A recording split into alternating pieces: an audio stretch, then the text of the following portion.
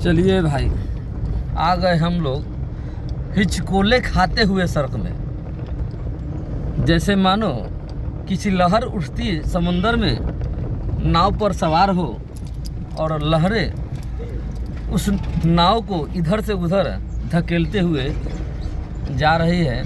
और अभी तकरीबन 2-2:15 बजे हैं रात। और आप लोग सोचते होंगे कि रात में इस समय मैं इसे महनार विधानसभा क्षेत्र ये पड़ता है, अंधरा बर ये सड़क। और ये सड़क तकरीबन 15 सालों से इसी तरह है।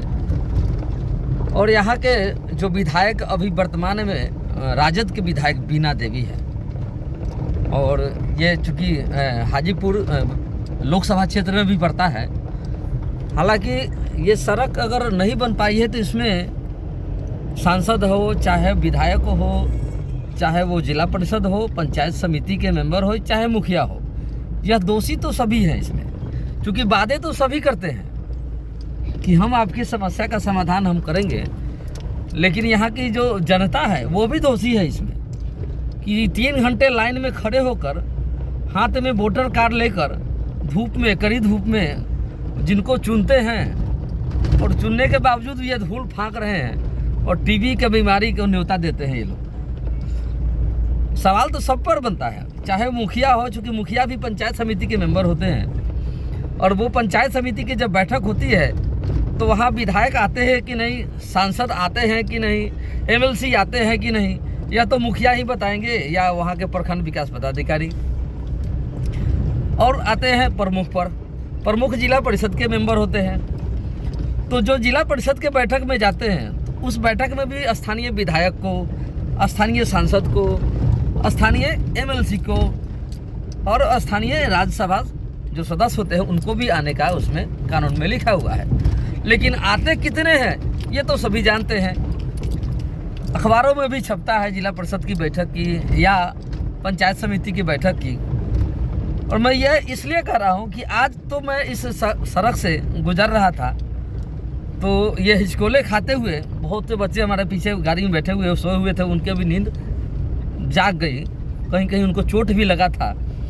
लेकिन ये दिखाना ज़रूरी हो गया था क्योंकि अखबारों वाले कभी इसको छापते नहीं हैं। लेकिन चलिए, कम से कम मैं अपने मोबाइल में इसको दिखाऊंगा और उन लोगों को कम से कम सोचने पर मजबूर करेगा कि जिन्होंने यहाँ के नेताओं को जो चुना, जिनको गद्दी पर बैठाया, और वो नेता अपने एसी कमरे में ठंडी ठंडी हवा का आनंद लेते होंगे और वो लोग यहाँ पर धूल फाँक रहे हैं, अपने बच्चे का भविष्य खराब कर रहे हैं।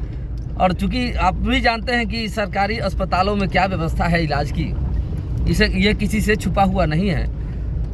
और अभी तो जो सरकारी अस्पताल के डॉक्टर है बेचारे वो कौन सी हाजिरी के लिए हड़ताल पर गए हुए हैं। और ये सड़क में हम लोग जो गुजर रहे हैं तो बरबस ही मुझे आया कि चलो इस पर एक वीडियो बनाना ज़रूरी है। और सामने लोकसभा चुनाव आने वाला है और ये पशुपति पारस जो यहाँ के सांसद है हाजीपुर से, और उनके लिए भी वो चूँकि उनका वो आएंगे कि नहीं वोट मांगने के लिए, उनके जो नीचे के जो उनका चमचा होगा, बेलचा होगा, चाहे जो भी ठेकेदार वगैरह होते हैं वो भी आते हैं जनता को बताने के लिए कि हमारे नेता ये अच्छे आदमी हैं। पानी भी लगा हुआ है, और देख लीजिए पानी भी लगा हुआ है। चूँकि बिन बरसात के बादल ये बिना, चूँकि हो सकता है ये नल जल का पानी हो कहीं सड़कों पर कहीं फट गया होगा। क्या दिवाकर जी बात जायज है कि नहीं? क्योंकि आप लोग भी बराबर आते होंगे और ये पता नहीं इस रोड में, इस इलाके में जिनकी भी गाड़ी होगी, मुझे लगता है 1.5 साल में वो खटारा हो जाएगी इस रोड में अगर गाड़ी चलेगी तो। और आप अगर एजेंसी में नई गाड़ी आप लेने जाओगे तो सबसे पहले तो टैक्स के रूप में जमा करना होगा आपको पैसा, मोटी रकम। रोड में आपकी गाड़ी आने से पहले कि आपको वहाँ पर टैक्स का पैसा जमा करना होगा आप सड़क में चलाने से पहले। लेकिन देख लीजिए यहाँ सड़क की क्या स्थिति है। और तमाम ये जो विधानसभा इलाका है, तेजस्वी यादव जी के जो विधायक है बीना देवी, उनके पति हुए रामा किशोर सिंह, वो पहले भी वो विधायक रह चुके हैं। और क्या विकास किए उन्होंने, ये सड़क से सामने नज़र आ रहा है। चूँकि बहुत से ऐसे विधायक महोदय भी है जो सोचते हैं कि हम ग्राम पंचायत में दखल न दें, पंचायत समिति में दखल न दें, और ये लोग भी चाहते हैं कि जो विधायक से हम अपने विधायक से सवाल न करें, क्योंकि नेता तो सभी हैं, चाहे वो मुखिया हो, जिला परिषद हो, पंचायत समिति हो, चाहे विधायक हो, एमएलसी हो। हालांकि एमएलसी को तो मुखिया जो जनप्रतिनिधि वो चुनते हैं। हर नेता को, चाहे विधायक हो, सांसद हो, एमएलसी हो, हर वित्तीय वर्ष में करोड़ों करोड़ रुपए उनको फंड मिलता है विकास करने के लिए। लेकिन ये सड़क जो आपको सामने नज़र आ रही है, अंधेरा भर वाली सड़क, इसी से आपको अंदाज़ा लग सकता है कि ये जब सड़क की ये हाल है तो अंदर गांव में क्या हाल होगी और अंदर गांव में क्या विकास हुआ होगा। क्योंकि हर 5 वर्षों में जो 14वां वित्त आयोग चला था पिछले बार, और अभी चल रहा है 15वां वित्त आयोग। क्योंकि 14वां वित्त आयोग जो चला था तो उस समय जो 2011 में जो जनगणना हुई थी उसके हिसाब से जो भी आयोग बनता है तो 2011 में जनगणना के हिसाब से हुआ था, और कम से कम 225 करोड़ हर ग्राम पंचायत में, जो पंचायती राज अधिनियम 2006 की किताब में साफ साफ लिखा हुआ है, हर ग्राम पंचायत में 225 करोड़ रुपए, यानी अब जोड़ लीजिए 5 साल में कितना होगा और उससे क्या विकास अभी तक हुआ। और अभी चल रहा है 15वां वित्त आयोग, जो ये चलेगा 26 तक, क्योंकि 2015 से लेकर 20 तक 15वां वित्त आयोग और 21 से लेकर 25 तक ये 15वीं वित्त आयोग। और इसमें भी लमसम तो थोड़ा बहुत राशि के इधर उधर हुआ है, लेकिन वो वित्त आयोग भी चल रही है। और देख लीजिए कितना है, 1.5 फीट गड्ढा, 2-2 फीट गड्ढा समुद्र में जैसे मानो हम लोग तैर रहे हैं। क्या हो, बात एकदम जायज है। और अब ये यहाँ के जो जनता है, वोटर हैं, जो आगे जो सामने लोकसभा चुनाव आने वाले हैं, 3 घंटे लाइन में खड़े होंगे, वो क्या सोचकर किसको वोट करेंगे।